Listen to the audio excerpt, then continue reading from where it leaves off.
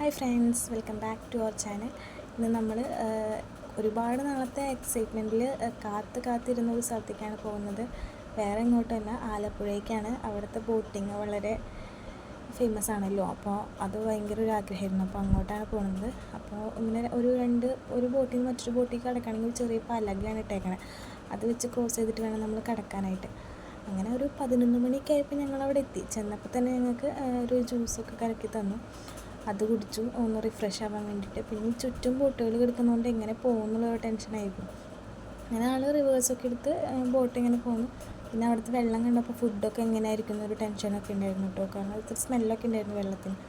അതുകൊണ്ട് ഫുഡ്, ഞാനാണെങ്കിൽ കിച്ചൺ കാണാനായിട്ട് എക്സൈറ്റ്മെൻ്റ് ആയിരുന്നു. കിച്ചൺ എങ്ങനെയായിരിക്കും, എന്തായിരിക്കും, വേസ്റ്റ് എങ്ങോട്ടായിരിക്കും, അങ്ങനെയൊക്കെ ആയിരുന്നു എനിക്ക് ടെൻഷൻ. അങ്ങനെ അവിടെ നിന്ന് പോന്നു. അങ്ങനെ ഒരുപാട് സ്ഥലങ്ങളൊക്കെ കണ്ടു കേട്ടോ. നമ്മൾ ഒരുപാട് സിനിമകളൊക്കെ ഷൂട്ട് ചെയ്ത സ്ഥലങ്ങളൊക്കെ കണ്ടു.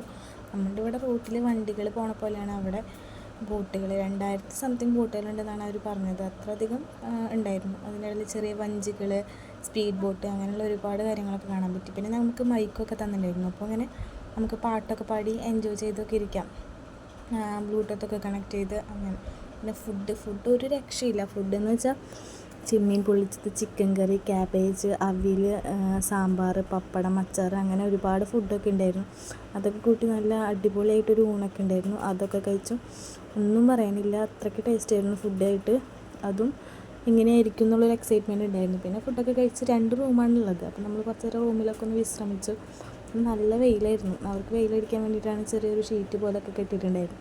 അപ്പോൾ അവരുടെ അടുത്ത് ഞാൻ എങ്ങനെയാണ് ഇതിൻ്റെ കാര്യങ്ങളെന്നൊക്കെ ചോദിക്കായിരുന്നു. അപ്പോൾ ആൾ പറയായിരുന്നു റിവേഴ്സ്, ഫോർവേഡ്, ന്യൂട്രൽ, അങ്ങനെ 3 ഗിയറാണുള്ളത് എന്നൊക്കെ പറഞ്ഞ് ആളങ്ങനത്തെ വിശേഷങ്ങളൊക്കെ പറഞ്ഞു തരായിരുന്നു.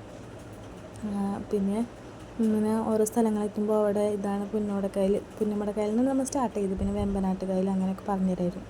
പിന്നെ മോളിലേക്കൊക്കെ സ്റ്റെപ്പ് ഉണ്ട്. മോളിലെ സ്റ്റെപ്പൊക്കെ കയറി. അപ്പോൾ അവിടുത്തെ വ്യൂ ആണിത്. ഇവിടുത്തെ വീടുകളൊക്കെ കണ്ടു. ഒരു പ്രത്യേകതയുണ്ട്. ഇവിടുത്തെ വീടുകളിൽ താഴെ വെള്ളം കയറുന്നു വിചാരിച്ചിട്ട് എല്ലാവരും മുകളിലേക്കാണ് റൂമുകളും ഹോളൊക്കെ പണിതിരിക്കുന്നത്. താഴെ മൊത്തം സ്റ്റെപ്പാണ്. അതൊരു വെറൈറ്റി ആയിട്ട് തോന്നി. അങ്ങനെ ഓരോ റൂമിലൊക്കെ കയറി. റൂമിലൊക്കെ നല്ല എല്ലാത്തിലും അറ്റാച്ച്ഡ് ബാത്റൂമൊക്കെ ഉണ്ടായിരുന്നു കേട്ടോ. അപ്പോൾ കണ്ടില്ലേ, നല്ല അടിപൊളി ലക്ഷറി ബെഡ്റൂമൊക്കെയാണുള്ളത്. അങ്ങനെയൊക്കെ ചുറ്റി നടന്ന് കണ്ടു. അങ്ങനെ വാഷിംഗ് ബേസിൻ അങ്ങനെയൊക്കെ ഉണ്ടായിരുന്നു. എല്ലാ ജനലിലെ വിൻഡോയിൽ കൂടെ നോക്കിയാലും ഫുള്ള് നമുക്ക് വെള്ളമാണ് കാണാൻ പറ്റുന്നത്. ഭയങ്കര രസമായിരുന്നു. ഇത് 2ാമത്തെ ബെഡ്റൂം. എല്ലായിടത്തും ഫാനും ഒക്കെ ഉണ്ടായിരുന്നു. ലൈറ്റൊക്കെ ഉണ്ട്. അതൊക്കെ ലൈറ്റൊക്കെ എത്തും. അതൊക്കെ നല്ല രസമായിരുന്നു. ഞാൻ പറഞ്ഞില്ലേ, വിൻഡോ കൂടെ ഒക്കെ നോക്കുമ്പോൾ ഫുൾ വെള്ളമാണ് കാണുന്നത്. അതെനിക്ക് ഭയങ്കര ഇഷ്ടമായ ഒരു സംഭവമായിരുന്നു. അങ്ങനെ ആ അടുക്കളയൊക്കെ കയറി. അപ്പോൾ ആ ചേട്ടന്മാർ പറഞ്ഞു കുഴപ്പമില്ല, കയറിക്കോ, കണ്ടോ എന്നൊക്കെ പറഞ്ഞു. അങ്ങനെ സ്നാക്സ് ഉണ്ടാക്കാനുള്ള തിരക്കിലായിരുന്നു അവർ. കിച്ചണൊക്കെ ഫുൾ വൃത്തിയായിരുന്നു. അപ്പോൾ ഫുഡ് ഗ്യാസിൻ്റെ പ്രശ്നം കാരണം ഫുഡ് മുതലാളിയുടെ വീട്ടിൽ നിന്ന് കുക്ക് ചെയ്ത് കൊണ്ടുവന്നു എന്നാണ് അവർ പറഞ്ഞത്.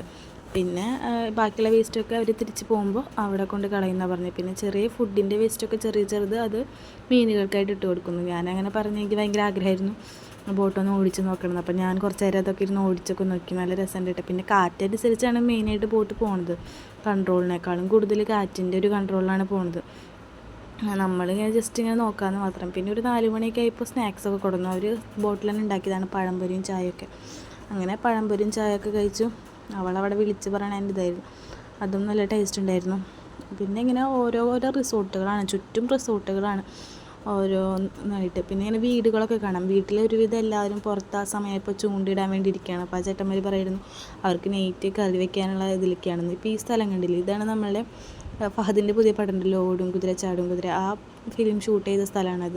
അപ്പോൾ ആളതൊക്കെ ഇങ്ങനെ പറഞ്ഞുതരായിരുന്നു. പിന്നെ മൈ ബോസ് ഷൂട്ട് ചെയ്ത സ്ഥലം, അങ്ങനെ ഓരോ സ്ഥലങ്ങളിങ്ങനെ കാണുമ്പോഴും അവരിങ്ങനെ പറഞ്ഞുതരായിരുന്നു. ഇങ്ങനെ ഈ വെള്ളത്തിലൊക്കെ പോയി കഴിഞ്ഞാൽ പിന്നെ എവിടെയും നോക്കണ്ടെന്നൊക്കെ പറയായിരുന്നു. ഇതിങ്ങനെ നേരെ പോയ കോട്ടയത്തും, അങ്ങനെ ഓരോ കാര്യങ്ങളൊക്കെ ആയിട്ട് ഇങ്ങനെ അവർ പറഞ്ഞുതരായിരുന്നു. ഈ പാലം കണ്ടില്ലേ, ഈ പാലത്തിൻ്റെ അവിടെ നിന്നാണ് നമ്മുടെ വള്ളംകളി സ്റ്റാർട്ട് ചെയ്യാമെന്ന്.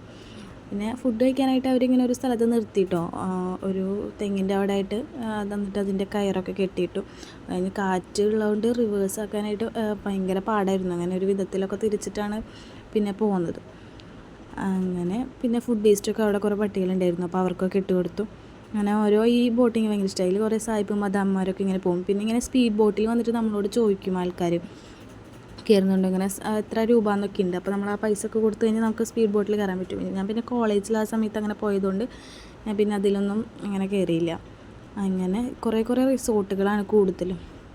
അവിടെ ഉള്ളവർക്കൊക്കെ ഒരു ഹോസ്പിറ്റൽ കേസ് വന്നാലാണ് പാട്. ഓരോ സമയത്ത് ബോട്ടിംഗ് ഒക്കെ ഉണ്ട്. നമുക്ക് ബസ്സുള്ള പോലെ തന്നെ അവർക്ക് ഓരോ സമയത്ത് ബോട്ടിംഗ് ഒക്കെ ഉണ്ട്. അതിനുള്ള ബസ് സ്റ്റോപ്പ് എന്നാണോ എന്താ പറയുക എനിക്കറിയില്ല. അങ്ങനെ ഓരോ സ്റ്റോപ്പുകളൊക്കെ ഉണ്ട് ബോട്ട് വരാനായിട്ട്. ചില ബോട്ടിലൊക്കെ 10 റൂം വരെ ഉണ്ട്. ഇപ്പോൾ അങ്ങനെ കണ്ടില്ലേ, അവർ അങ്ങനെ ബോട്ടിൽ ഇങ്ങനെ കറങ്ങി നടക്കുകയാണ് അവർ. ഇതിനേക്കാളും നല്ല സ്പീഡാണത്. ഇതൊരു മിനിമം സ്പീഡിലാണ് പോകണം. അവർ പറയുന്നത് മാക്സിമം സ്പീഡ് ഇത്രയാണെന്നൊക്കെയാണ് പറയണത്. ഒരു ഹോസ്പിറ്റൽ കേസൊക്കെ വന്നാൽ അവർക്ക് മിക്ക വീടുകൾക്ക് സ്വന്തമായിട്ട് ഓരോ വള്ളം ഇതുണ്ടെന്നാണ് പറയുന്നത്. അപ്പോൾ അങ്ങനെയാണെങ്കിൽ അവർക്ക് അങ്ങനെ പോകുന്നത്. എന്നാലും ഹോസ്പിറ്റലിലേക്ക് എത്തണമെങ്കിൽ നല്ല പാടാണ്. അങ്ങനെയൊക്കെ വെച്ച് നോക്കുമ്പോൾ നമ്മളൊക്കെ എന്ത് ലക്കാണ്. അങ്ങനെ നോക്കിയപ്പോഴാണ് കുറച്ച് പേര് അവിടെ നീന്താനായിട്ട് പഠിക്കുന്നുണ്ടായിരുന്നു. നീന്താൻ പഠിക്കാതിരിക്കില്ല, അവർക്ക് എന്തായാലും ഓൾറെഡി നീന്താൻ അറിയാമായിരിക്കുമല്ലോ. അങ്ങനെ അവരവിടെ ഇരുന്ന് നീന്തണമൊക്കെ ഉണ്ടായിരുന്നു. അപ്പോൾ അവരിങ്ങനെ പറഞ്ഞു തരായിരുന്നു. ഇപ്പോൾ അവരുടെ മുതലാളിക്ക് തന്നെ ടോട്ടൽ 6 ബോട്ടുണ്ടെന്നാണ് പറയുന്നത്. അവർക്ക് ഇങ്ങനെ അവർ 5 ദിവസമൊക്കെ മാസത്തിൽ ലീവുള്ളൂ. അപ്പോൾ സ്റ്റേ ഒക്കെ ഈ ബോട്ടിൽ തന്നെയായിരിക്കും. ഫുഡ് അവർക്കുള്ളത് അവർ കുക്ക് ചെയ്ത് കഴിക്കും. അങ്ങനെ കുറേ വിശേഷങ്ങൾ അവരുടെ അടുത്ത് ഇങ്ങനെ ഇരുന്ന് പറയായിരുന്നു. മെയിനായിട്ട് അവിടെ ഇങ്ങനെ 3 ചേട്ടന്മാരാണ് ഉണ്ടായിരുന്നത്. അപ്പോൾ അവർ അതിൻ്റെ കാര്യങ്ങളൊക്കെ പറഞ്ഞു തരുമായിരുന്നു. ഒരാൾ 2 വർഷമായി വന്നിട്ട് അങ്ങനെയൊക്കെ പറയായിരുന്നു. അങ്ങനെ നമ്മൾ കുറച്ച് കഴിഞ്ഞപ്പോൾ നമ്മൾ തിരിച്ച് നമ്മളുടെ സ്ഥലത്ത് തന്നെ എത്തി. ഇങ്ങനെ കറങ്ങി കറക്റ്റ് 5 മണിയായപ്പോൾ നമ്മൾ റിട്ടേൺ ആക്കിയിട്ട് അവർ കൊണ്ടാക്കി തന്നു.